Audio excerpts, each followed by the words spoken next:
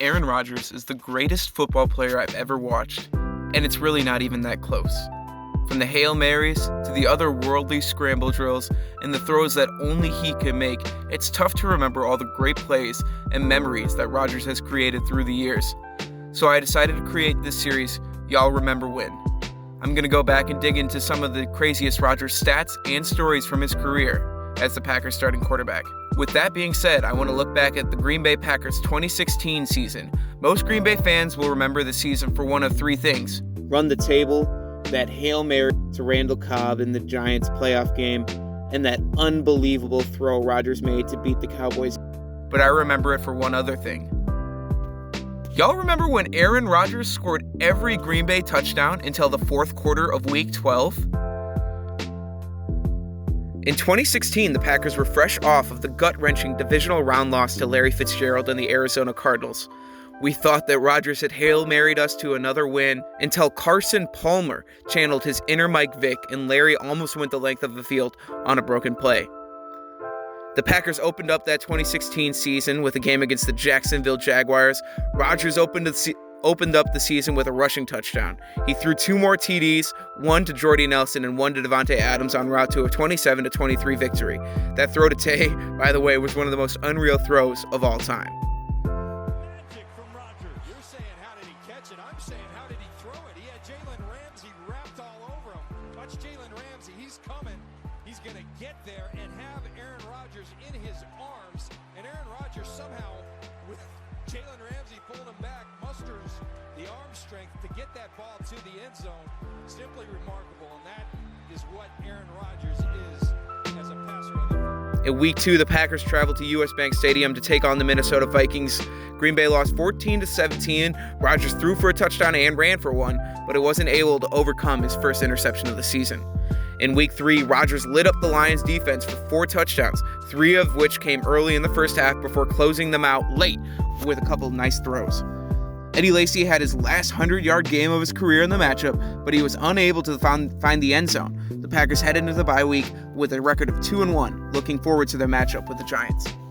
The Packers won their Week 5 matchup against the Giants 23-16. Rodgers connected with Jordy and Tay for 1 touchdown each, but threw 2 picks in the game, while Mason Crosby chipped in the other 9 points. The Packers' season started to go south when they lost their Week 6 matchup against the Dallas Cowboys, led by rookies Dak Prescott and Ezekiel Elliott. The Packers' offense was only able to muster 1 touchdown in the 16-30 loss. That touchdown, of course, was scored by A-Rod when he hit Randall Cobb for a 6-yard touchdown late in the fourth quarter. Green Bay was able to get back to their winning ways in Week 7 against the Bears, who were tanking for Trubisky and sitting at 1-5 heading into the matchup. The Packers won the game 26-10, and all 3 of the Packers' touchdowns came through the air. 2 went to Davante Adams, and the other to Randall Cobb. In Week 8, the Packers lost in a shootout to the Atlanta Falcons 33-32. Rodgers threw for all 3 of the Packers' touchdowns in the contest, including a 7-yard strike to Jeff Janis to take a 32-26 lead in the fourth quarter before Matt Ryan went the distance to take back the lead. This game would spark the 4th-game losing streak for the Packers. Packers would lose to Andrew Luck and the Colts 31-26 in the next game. Rodgers threw for another 3 touchdown passes in a losing effort, but the Packers fell to 4-4. At the halfway point of the 2016 NFL season, the Packers had 22 touchdowns. Rodgers had 20 through the air and 2 more on the ground. Also at this point in the season, the Packers had 2,801 yards total, while Rodgers totaled for a combined 2,238 passing and rushing yards. So Rodgers accounted for 100% of the Packers' touchdowns at this point and 80% of their yards. The Packers dropped their next 2 games in embarrassing fashion. They lost games against Tennessee and Washington by a combined 40 points. Over the 2 games, Rodgers tossed 5 touchdowns and ran in another, but it wasn't nearly enough as the Packers D surrendered 89 points over 2 contests.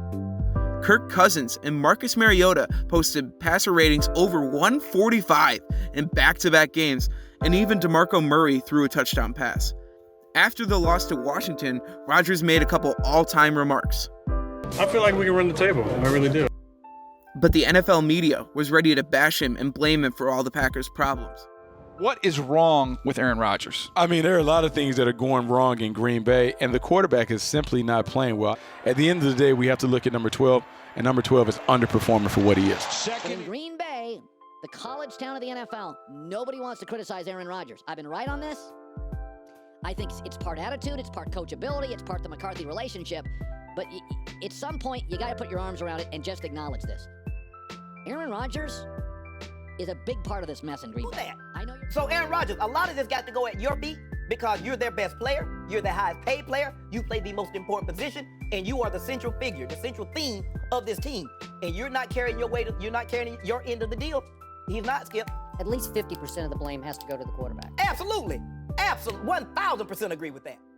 Not even taking into account the fact that Rodgers had scored all 28 of the Packers' touchdowns up to this point, and now he had accounted for 83% of their total offense, and the Packers' defense had been shredded multiple weeks in a row. One player can't carry a team in the ultimate team sport. With that being said, Rodgers doesn't need a lot of help to get going. Teddy Bridgewater won this division last year with 14 touchdown passes. Green Bay is not winning this division for years. Green Bay is not winning this division for years. Running the table started on Monday Night Football against the Philadelphia Eagles. Rodgers got the game going with 2 passing touchdowns to Davante Adams, but in the fourth quarter it finally happened.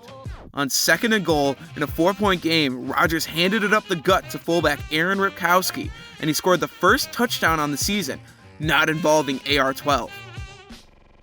The Packers went on to beat Houston, Seattle, and sweep the NFC North over the Packers' final 5 games.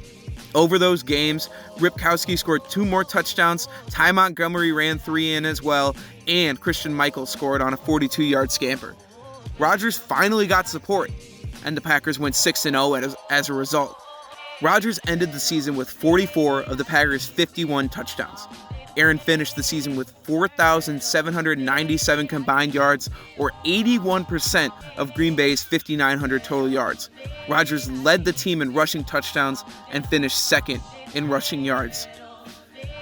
Green Bay went on to beat the Giants on a play that had become all too routine for Rodgers at that point. Then they stunned the number 1 seed Cowboys at Jerry World behind one of the greatest throws of all time. The season ended in disappointing fashion and is now used to diminish Rodgers' all-time rank by bringing up his 1-4 record in NFC Championship game. But here's the thing, I'm not sure any other quarterback gets this team to the playoffs, let alone the Final Four. Ty Montgomery was the only player in the Packers running back room that was still in the league 2 years later.